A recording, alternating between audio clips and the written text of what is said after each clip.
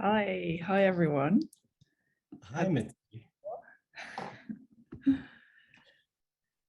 It's such a pleasure to be here.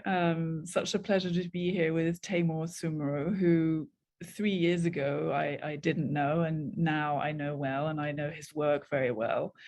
Um, I came across this novel. Um, it was sent to me by an agent. There was nothing unusual about that. Um, I read it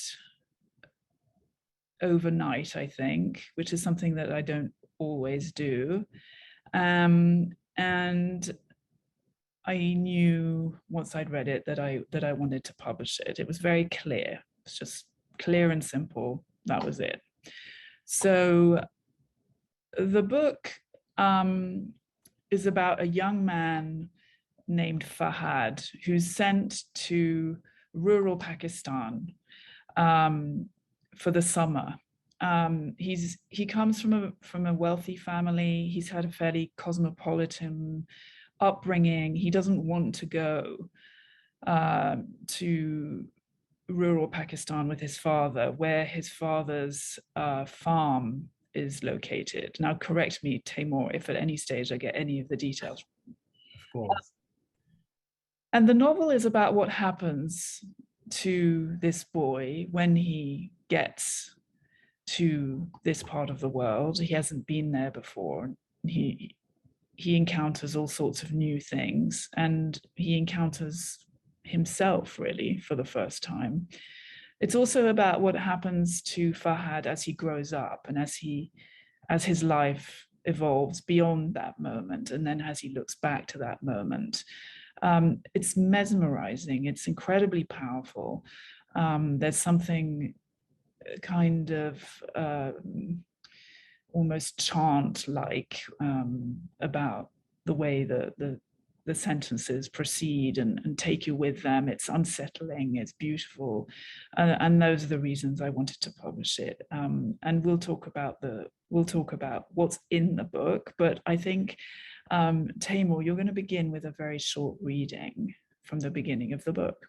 Yes, I just wanted to say first what a thrill it's been to be published by FSG and to be edited by you, Mitzi. I mean, when we met first before that whole process had been completed, when you were going to buy the book, I just found that you were so extraordinarily insightful, and you sort of showed me the book in a way I hadn't seen it myself, which was kind of revelatory. And then, of course, your list includes writers I love and admire so much: Garth Greenwell, Ben Lerner, Yun Lee, Sheila Heti, who I love. So yes, this has been so exciting and such a thrill. But yeah, let me read a little bit from the book. So this is chapter 1. From his cabin, Fahad could hear his father shouting instructions at someone. His voice so near, it was as though he were here beside him, and Fahad flinched away. The carriage jerked. A whistle sounded twice. Footsteps thudded down the passageway outside. The crowded platform slid past the window. Fahad set his case on the bed. He inspected his bathroom, sliding its door shut so he could turn around. It was narrow as a coffin, with speckled tin walls, a shower hanging sideways on a hook, a rimless toilet. At the bottom of the toilet was an aperture through which the tracks flashed, faster now as the train sped up. The smell of mothballs prickled his eyes with tears, which he jabbed away with his fists. He wasn't angry anymore. He really wasn't. Through the closed doors, over the chug of the engine, the whistle squealing, he heard his father call his name, the syllables hard as drum beats. There was a small, high window, and through it, the lowering sun made a hot square of light on his face. His father's voice became louder and louder still. Now he must be in the cabin, Fahad thought. Must have his hand raised to the latch of the bathroom door. But when Fahad slid the door open, the room was still empty. It was to punish him. That much was obvious. The train passed the low sandstone barracks of Karachi's cantonment. A giant cannon on a plinth angled towards him, a fighter plane painted in camouflage propped up mid-takeoff. Everything Fahad did, his father twisted his mouth at. That his clothes were too tight, his hair too long, that he sat with his knees too close together or his legs crossed the wrong way, that he spent too much time with his mother and his ayah, that he liked to cook and to set a table, that he was charming company to guests, that he was first in his class this year, that he could recite the charge of the Light Brigade from memory, that he acted in plays, that his voice was shrill. His father was a cannonball, an avalanche, something giant crashing through the jungle. This was what Fahad and his mother said of him in private, one of the little jokes they shared. And now Fahad was to spend the summer with him at the farm up country instead of in London. To stay in Karachi, even that would have been tolerable. Even Karachi seemed like civilization. The carriage wobbled, and he steadied himself against a little desk that folded out from the wall. They had reached parts of the city he didn't know, tall apartment blocks, one pale green, another purple, a third yellow, gaudy washing slung out over balconies to dry, rusting air conditioner casements. The train slowed as the track ascended. They were level now with the higher stories of these buildings. A woman unfurled a bright red sheet like a flag, her arms splayed. She frowned, it seemed, directly at him and shook her head. I like the way you ended that reading just at that moment. I didn't know that was where you were going to end, but it's perfect. And it's perfect because it conjures up something kind of unexplained, vivid. So we begin with this journey, with this beautifully rendered journey, and we begin very, very quickly with a picture of a relationship between this young man whose long hair is, well, it's probably not that long, but long-ish hair is frowned upon, whose behavior is frowned upon, and contrasted with, as we hear in the book, with a father who is crashing through the jungle. So the book begins with this tension between the father and the son. I wonder if you could just tell us a little bit about what drew you to, I suppose perhaps more specifically, what was it about that? How did you come to that scene as a way of beginning the book? Because I do think it's a beautiful first scene. Right. Well, I mean, this is a sort of, there are several answers to this. One is that this was a train journey I would take with my grandfather. My grandfather would take me to our own family farm and from Karachi, and often we would travel by train. And when he was, when he was in the government, then we would travel on this saloon. And that journey was very vivid in my mind, because it was, a journey from the city, which felt like a sort of known, safe space, into this kind of unknown, and through this terrain which was kind of looked inhospitable and wild, and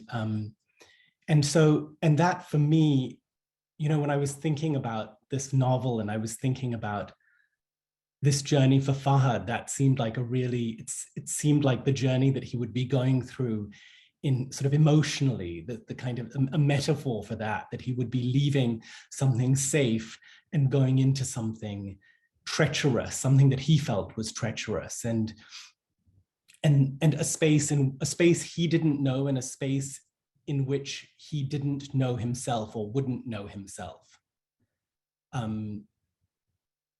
And yet there's still some kind of safety, because they're sort of cocooned inside this cabin as they're, shuttling through, and this, and it's luxurious too.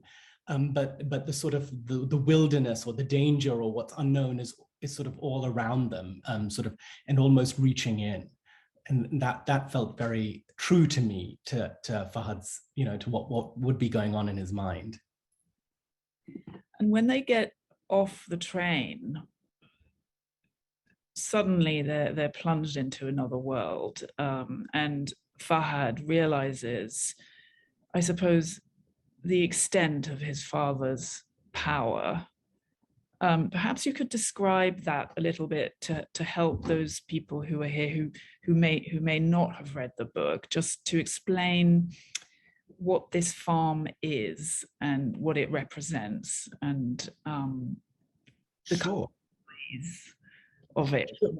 And I feel I feel like it's so difficult for me talking about the novel, not to talk about our own farm really, because I drew so much on my experiences on the farm for the novel. But I remember as well, reading this may sound absurd, but reading something like Anna Karenina. In Anna Karenina, there are these sections where Levin is on his own estate and the relationships he has with the laborers on the farmers who work on that estate. And it seemed to me that sort of 19th century Russia seemed to me in a way to speak to kind of contemporary feudal Pakistan. And sort of, so that it's a large estate, and the estate has villages on it, and the villages are populated by the people who work on the land, and it's a sort of a crop sharing system where all of these laborers will do all of the manual labor in exchange for a proportion of the crop. But the landlord ends up being so much more than just a landlord, because of the kind of power differential in that community, so that his power is so immense relative to the power of others. And so he ends up being a political figure as well, and often a tribal elder, someone who's respected not only for his wealth, but also considered sort of quasi-religious almost. And so when Fahad and his father arrive back at the farm, Fahad sees how people will come, all the farmers will come out onto the road to salute, or people may prostrate themselves, to his father's feet, and almost treat his father like a god, really. And that ends up being quite startling to Fahad. Yes, it's a very striking moment, and really Fahad's journey in the book is in part his gaining insight into the world that his father has brought him to, and the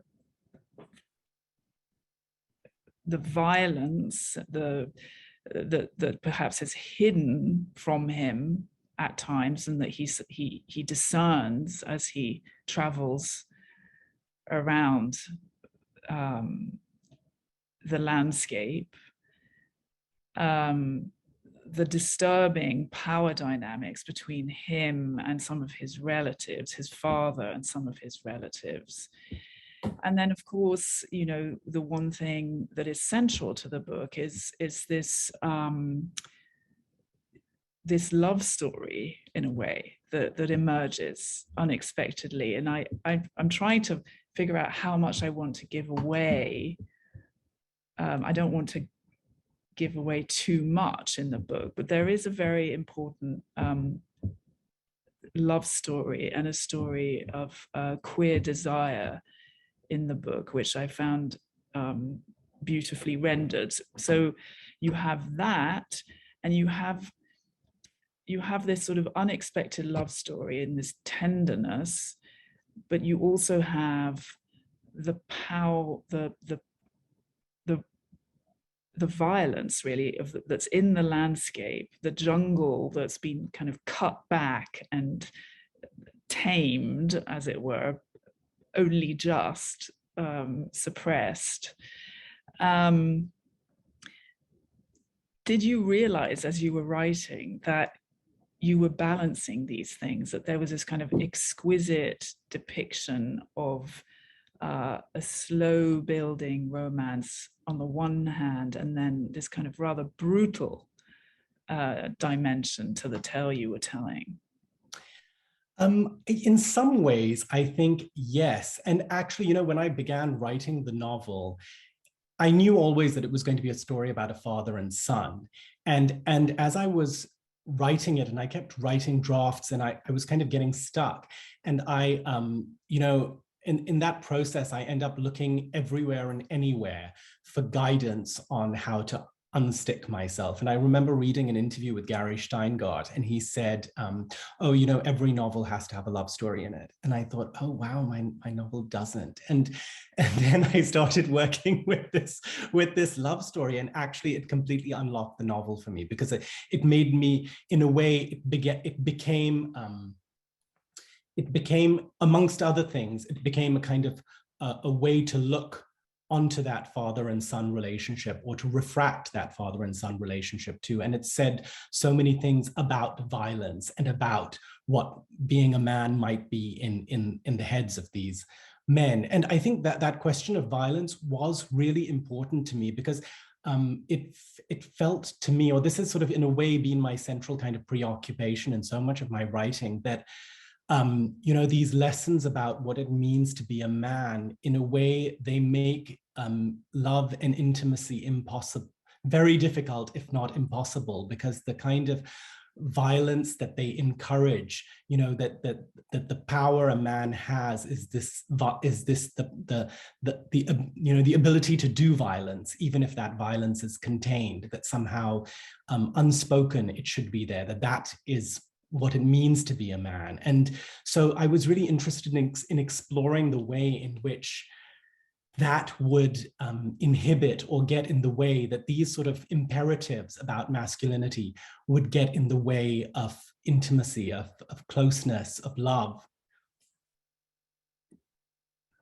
I should say that I will give something away, which is the father, Rafik, introduces Fahad to a young man who ostensibly is going to help Fahad become a man. I mean, there is that to consider, and of course, Ali, this young man, becomes an object of desire. I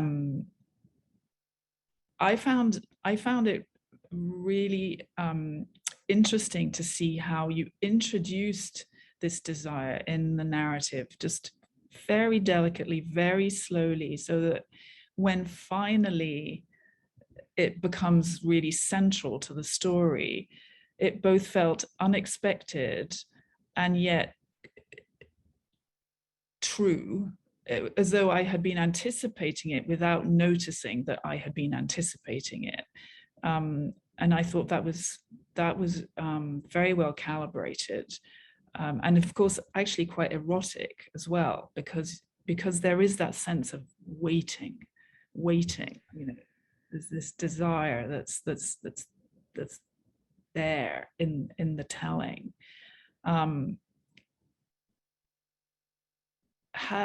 How did you decide that you were going to write the sex scene? Right. This was really, really difficult. And I wrote that scene, in fact, and I showed it to some, I have a group I workshop with, and I showed it to them. And afterwards, when we discussed the scene, then it turned out that people hadn't realized that it was a sex scene. and they said, oh, but, you know, it was oh, okay. And wait, what was, who was, and so then I realized that I just sort of completely, I got it completely wrong. And I really didn't know how to go about it, because it was so important to me to, you know, to sort of really remain in the character's experience and mind, rather than, you know, a sort of description of something physical that was going on. Something physical was going on, but it was the meaning of it to him that was so much more important to me. And so working out how to hold on to those meanings while still being clear enough about a kind of choreography of what's happening, so that the reader can visualize it. That was the challenge for me. And actually, I ended up looking at Garth Greenwell, at cleanness a lot, because Garth is so extraordinary when he's writing about sex. And I think what's so extraordinary about him as well is the way that, you know, a sort of material which has, I mean, I feel like until him really been considered sort of lowbrow or smutty. He's sort of, he sort of interrogates it and kind of reveals the kind of metaphor, the richness, the meaning of it to us in the way that he writes about sex. And so I wanted to learn from him. And actually the other the other book I looked to, I think maybe coincidentally because I was reading, was Beloved by Toni Morrison. But she writes really so insightfully about the body and about physicality as well. And so the scene was really important to me, and even the setting of the scene ended up being really important to me. And I again, I don't want to spoil this, but there's a space on the estate, where there's a temple, and there's in the middle of a field, a cultivated field, there's what looks like a tiny little jungle that has remained, in which there is the temple of a saint. And that location ends up being this kind of charged location. And it's charged as well for Fahad's father, because he has not been allowed to cultivate that spot. In a way, it marks the sort of limit of his power. And so that spot also becomes a kind of a charged space for Fahad, and he doesn't really know why. But talking about it now and thinking about it now, I wonder whether it's because of this, because it marks this space that his father can't reach, in a way. This space which has remained wilderness, which has resisted his father's power to tame the jungle. That's really interesting. I hadn't thought about it that way either, but I certainly vividly remember how I imagined the place where it happened. As there's a very strong sense of where they were, what it felt like, and the way in which Fahad is both kind of undone by the experience and in some ways kind of made by the experience, both things being true. Just to go back to this idea of masculinity, I remember I was flicking through the book again, and I remember this amazing passage, the description of a moment when Rafiq gives Fahad, his son, a gun, and he says that he's not too keen on guns. I think he says, what does he say again? Remind me. Yes, he says that, what he says is that, what does it say about a man that he needs a gun? That he, then it's all it says is that he has as much power as the gun. Yeah.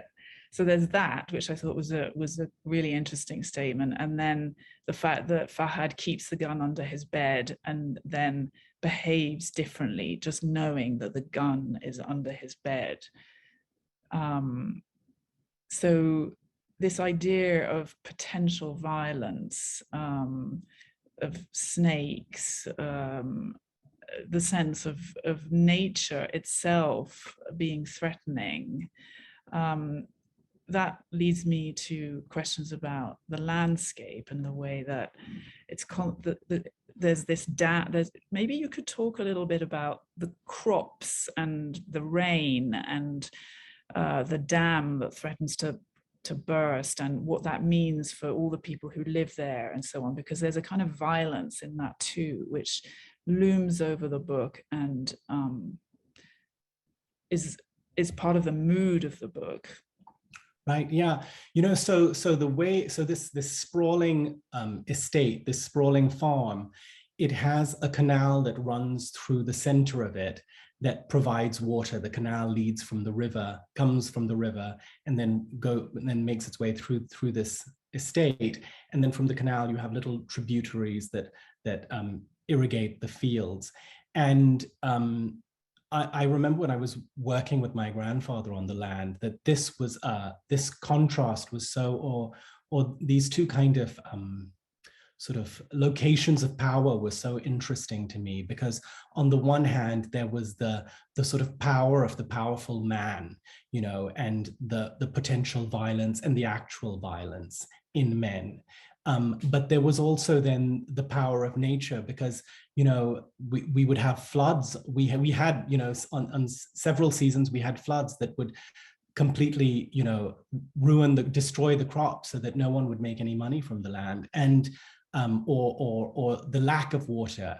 And then the drought would dry out the crop entirely. And so the power, that power, which seemed so much greater as well, and the sort of the kind of the sort of the battle that was going on, the men trying to kind of harness nature, that ended up being really interesting to me. And so here with the landscape as well, it was something that I was trying to think really about power and about what made the men look powerful and what made them look completely powerless.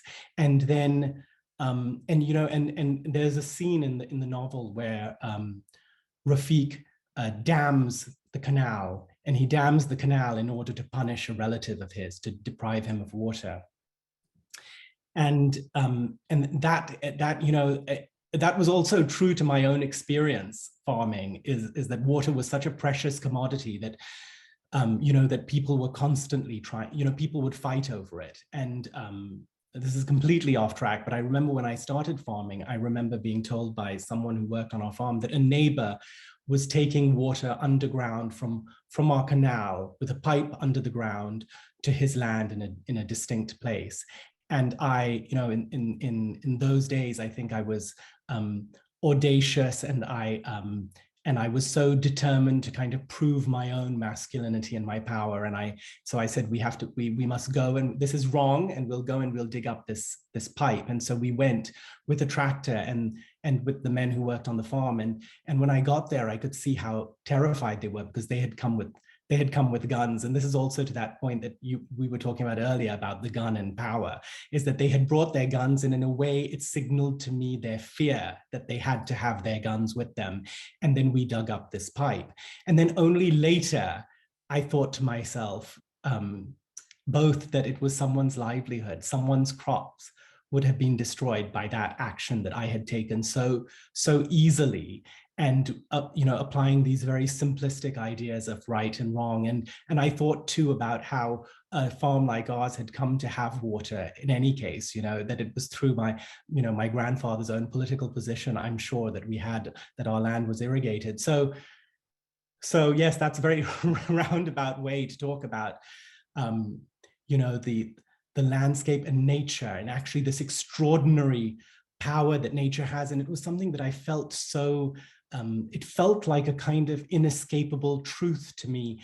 And it was, in a way, it was kind of comforting for that, because it was the truest truth that, you know, we needed water to farm the land. And if we had water, we could. And if we didn't, we couldn't. And then to have these sort of men at the mercy of that, but then also harnessing that to victimize others, that really interested me. Anyone who's listening to this is obviously acutely aware of the fact that your experience has informed the novel, has made the novel happen. And it's obvious to me why you wrote a novel and not a memoir. But I still think it would be interesting for everyone to hear about what made you kind of transform your personal experience into the stuff of fiction, and also perhaps a little bit about the journey you took. You know, you've alluded to that in what you've just said, in your own life, and kind of thinking about some of these questions. Sure. About extreme poverty in the book, for example, and you're also writing about wealth and power. Yes. You know, in terms of my own personal journey, I had been living in London for a long time. And of course, I would go back to Pakistan very often, and my parents are there, and my grandparents and other family members. And so I would go back very often, but I returned to live there in my 20s. And I'd sort of had a sort of series of crises at that point. I'd worked as a lawyer and left law to write a novel, and the novel was terrible. And I had expected it to be easy and to be brilliant, and it wasn't at all. And I really didn't know what to do with myself. And I also just didn't know who I was really at that point. And so then I ended up going back to the sort of safety and sanctity of my parents' home. And then I became it, and then I wanted to learn how to farm with my grandfather. And thinking about it now, I think in many ways that was an attempt from me to reclaim some power, feeling so powerless as a result of, you know, of these failures that I'd experienced in my mind, that going to the farm where we were the landlords of this farm would be I think, you know, I'm reflecting on it, I think that would have, I must have thought that would be a way for me to reclaim some power, to feel powerful again. And in fact, actually, the experience was much, much more challenging than that, because I got there and I didn't know how to farm, and I didn't speak the local language, and people just didn't listen to me. And I mean, they shouldn't have listened to me because I didn't know what I was doing.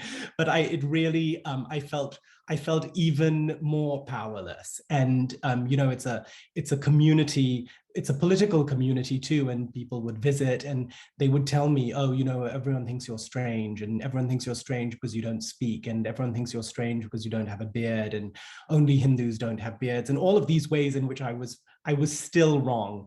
And so the years I spent there ended up being this period in which I was really confronted with my own sense of who I was and power, and what power meant to me, and how I might claim it or might try to claim it, or misuse it. And so when I came to write the novel, I knew that I wanted to write about this battle that I'd had with myself. And I think I wrote it as a novel instinctively. It felt to me, and I'm trying to think why, but it felt to me that fiction could tell a truth that nonfiction couldn't, you know, and that it had been a way for me to show myself these truths about myself that I couldn't otherwise access in some way. And it was, you know, it was metaphor and it was drama that could kind of reveal me to myself. And that's really what I was looking for. And I was looking for a sort of a truth about myself or about people, but I didn't feel like I could get it through memoir, and through memoir sort of faith to facts, many of which I just weren't relevant to the story. And in a way, I think also there were these other truths that weren't true, that in a way it was a kind of a youth or a coming of age for me, even though I wasn't a teenager, but it was that kind of experience. And it spoke very much to my own sort of teenage experience, but I wasn't a teenager then. So writing it as a novel in which Fahad is a teenager, you know, and is coming of age, it kind of allowed me to put those elements together and to kind of imagine myself in that place, because in some ways I felt like I was in that place, even though I wasn't. That's extremely rambling. I don't know if it's coherent even, but. It's really interesting. Thank you. Thank you. One other thing to say about the novel is that the characters are very finely drawn. So the other great character in the novel is, of course, the father, Rafiq, and he goes through phases of not quite being himself, not feeling like he's losing grip on the world and on his power. And so you see him at various points in the book, and I won't give everything away, but in decline, much in the way that you might think of King Lear, sort of ranting and railing about the loss of his kingdom. And his speech is interesting too, the way you render people's speech. How did you think of the ways in which, how did you think about differentiating Rafiq and Fahad in the novel? And could you tell our viewers how you structured the novel to accommodate that distinction? Right. And again, so the novel is structured so that, although this isn't precisely true, but the chapters alternate approximately between father and son, between Fahad and Rafiq. And again, in my drafting process, I I didn't do that initially. Initially, the novel was told exclusively from the point of view of the son, of Fahad. And I kept getting stuck. And I couldn't really work out why I was getting stuck. But the point at which I started alternating perspectives, it really opened up the novel for me. And I realize now, of course, that there was no other way to do it, because I wanted to speak about that relationship, and this relationship between father and son, and I wanted to see it from both sides. That was really important to me. And I couldn't do it without these alternating perspectives. And in terms of voice, what was really the way I wanted to really construct the voice almost as if it were a first person voice. And so that it was the voice that they would speak to themselves in.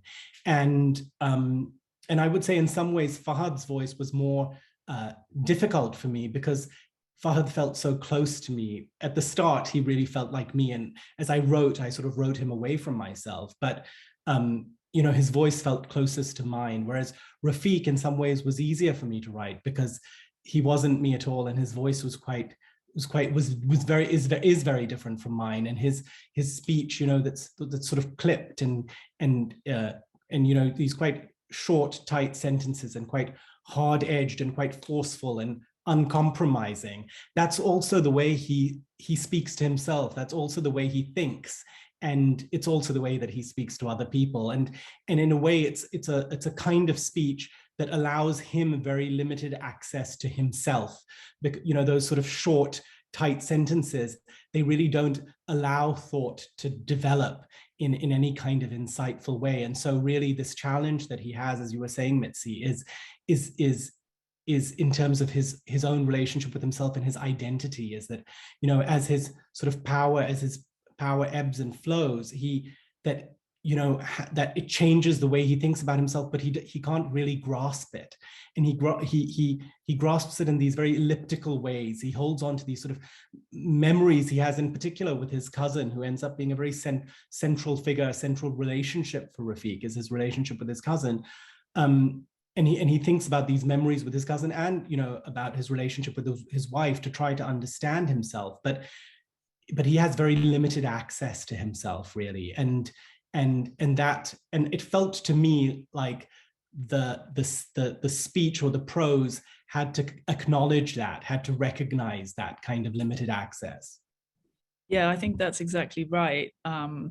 But it should also be mentioned that the novel is written in the third person. So his speech is kind of incorporated into that third person narration. And what you do so well is you make us able to hear him speak the way he speaks, but you also show us why he's speaking that way. And in doing so, you allow us to feel compassion for him, because you're also kind of providing us, this is the magic of fiction. I mean, with a commentary on what he's saying. I mean, you give him a certain dignity, even as he's being petty. And you give him understanding, I think, which is one of the things that makes the book so rich, that he's not just an evil caricature. He's someone complex who doesn't actually himself understand how complex he is. Does that sound right?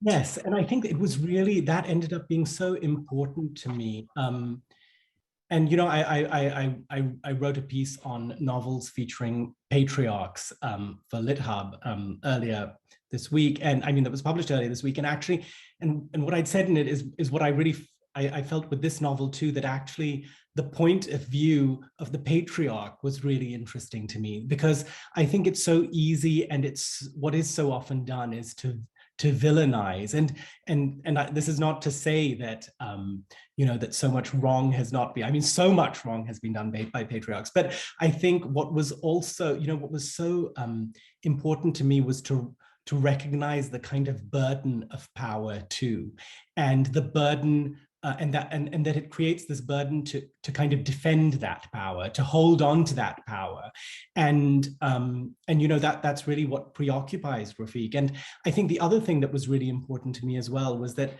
you know, I felt so often in some of the narratives that I'd read featuring queerness that you know, that like a father figure in particular, or parents were villainized in a way that seemed that felt for me sometimes reductive or simplistic, you know, and I wanted to acknowledge the challenges that he was experiencing too. And, you know, he wants, ultimately what he wants is he wants closeness with his son. He wants to love his son, and he does love his son. And these sort of, you know, the things that sort of get in the way, you know, I wanted to explore and understand what gets in the way of him feeling that love and expressing that love. And in the end, I felt like, for me, he was probably the character I had the most empathy or sympathy for, you know, and he's, you know, he does terrible things, but he suffers a lot. Yes, it just makes me think that, in fact, when I said it was a love story, it's not just it's not a single love story. There's actually a love story between father and son, a very complex one, but it's there, and it's beautiful. I wonder if we're approaching time for questions. You might let me know if that's the case. Is it Melanie? But if not, I have plenty more questions. I was just going to say as well, Mitzi, on this, you know, we were talking about, you were talking about the love story between father and son, and in some ways, I mean, of course, that for me ends up being a central story in the novel. But I think also what was interesting to me was, you know, the way that, you know, for men to model relationships with other men, that what is the kind of the paradigm, where is the paradigm of intimacy that they, you know, from where they learn about, you know, what a relationship with another man might look like, and to think about the family as, you know, and a father-son relationship as a paradigm that a queer son might hold on to. Right. I think that's a really interesting question, which you grapple with in the novel. I do think we might want to say a few words, because I think some people will be interested about how the editing process went. Sure. You can talk about it. Sure. I can answer too. Sure. You know, so, you know, I was saying this to you earlier, Mitzi, but I was nervous about the editing process before it began and what to expect from it. And I remember finding an article that Garth Greenwell had written about being edited by you. And he produced pages of his manuscript, you know, where there were, you know, pages had been removed. And he talked about how he, you know, how brutal it felt to him, and how, you know, how he had, and I hope I'm not misreporting the article. This is how I remember it, that it felt brutal to him, and that he felt very defensive about the text, and like his voice was being taken away. And that really struck me, because when the editing process began, I did really, like, every line edit, it felt like somehow like an assault to me. And it felt as if each line edit was erasing me gradually. And after the process, what I found was, and this was also in Garth's piece, what Garth said was that actually he reread his novel afterwards, and he couldn't work out where the edits had been. And actually that was the process for me too, that I couldn't work out where the edits had been. So that it really seemed like they, you know, they sort of like, it was kind of like cleaning the novel of a kind of debris or something like this, cleaning it away. And yeah, it was fascinating. I mean, it felt like it absolutely triggered lots of you know, self-esteem questions for me, and, oh, am I no good, and all of these things, and, you know, why didn't I write these sentences right, and all of that stuff. But it was, yeah, it felt, and it also felt like you know, such a privilege and an honor to be read so carefully with such attention to detail. Well, I don't want to give the impression to everyone that I get a big red pen out and I'm just slashing words off the page like that. And I should also add that, you know, it's always the writer's work. That's very important to me, that the people I work with understand that ultimately it's their book. And so I'm not going to force anyone to change everything. But I like close reading, so I find it fun to go through the thinking about sentences, paragraphs, chapters, and that kind of thing, and what a sentence can do, and what it might do if it were not there. I find that interesting. So I'm going to look into the Q&A. There's an interesting question that I saw pop up earlier in the chat. About Manon des Sources. I don't know if you've read that book. Taymour. I mean, actually, I grew up watching the movie with Gerard Depardieu and Emmanuel Bernard. And I know the Pagnol book too. And actually, that book was really, it was absolutely, because of course, in that book, they fight over water. They fight over water for this farm, and access to that water then determines the success of that farm. So it was a story that I loved, and yes, important to me. I mean, I don't know if I was thinking of it explicitly and consciously when I was writing the book, but it must have been in my mind, because I grew up with it. I hadn't thought of it at all, but it's very striking. It's very striking, of course. So another question here: when you began writing, did you know you'd offer the perspectives of both father and son? Oh, we kind of talked about that. Did those voices emerge in the writing, or was that a decision you made? What led you to approach this? What led you to that approach to the story told? I think we've answered that question. I think you've answered that question. It's a very good question. I asked it too. And here's another good question. Did Daniel Menuedin in Other Rooms, Other Wonders at all inspire Taymour's thematic exploration of the landowner setting in Pakistan? Well, I should certainly say that I thought of him when I read your book a little bit. So, right.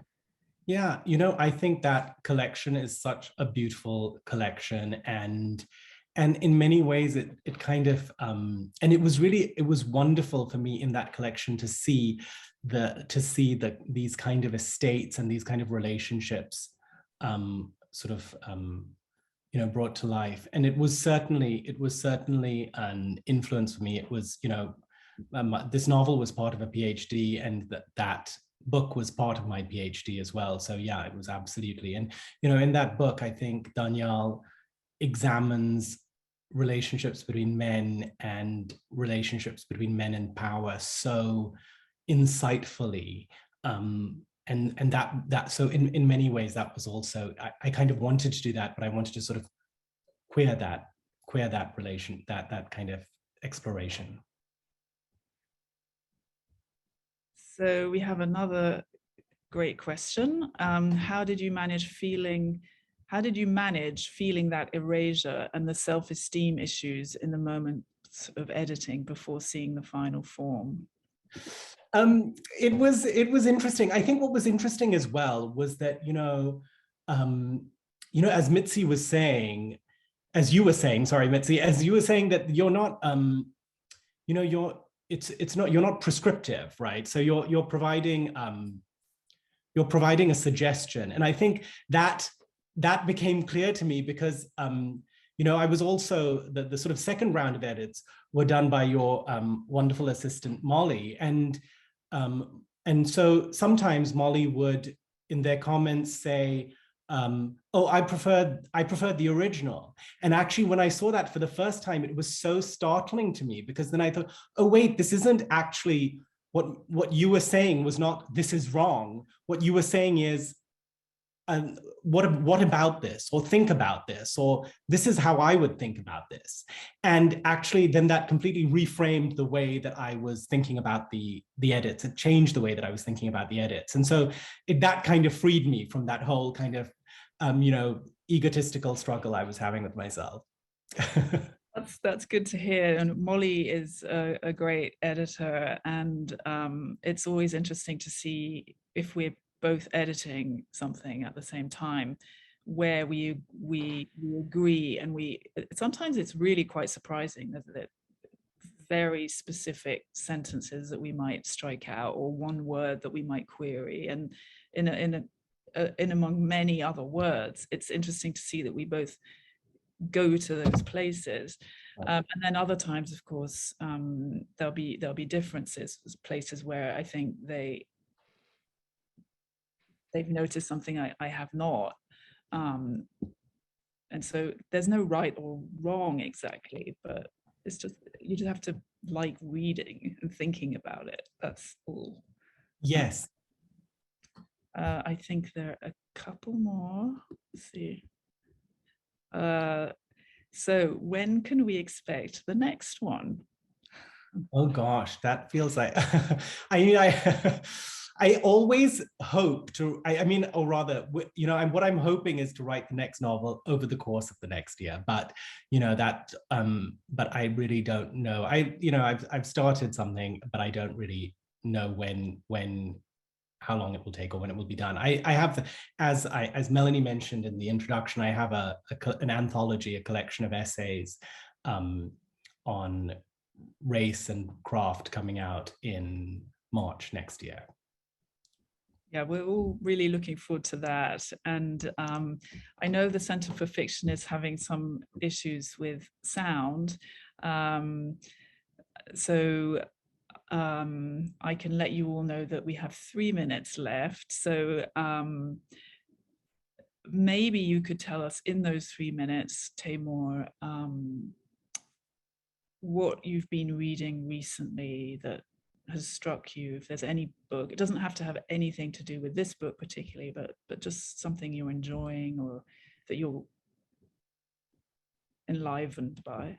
Sure. I think the last few things that I read recently that I really loved, Sheila Heti did these pieces for the New York Times, which were, sort of you'll know this, of course, Mitzi, but she'd taken her diary over a period of something like 10 years or more, and she'd arranged each sentence alphabetically. And then she had edited chunks, but she presented in the New York Times over a series of articles. She presented those excerpts.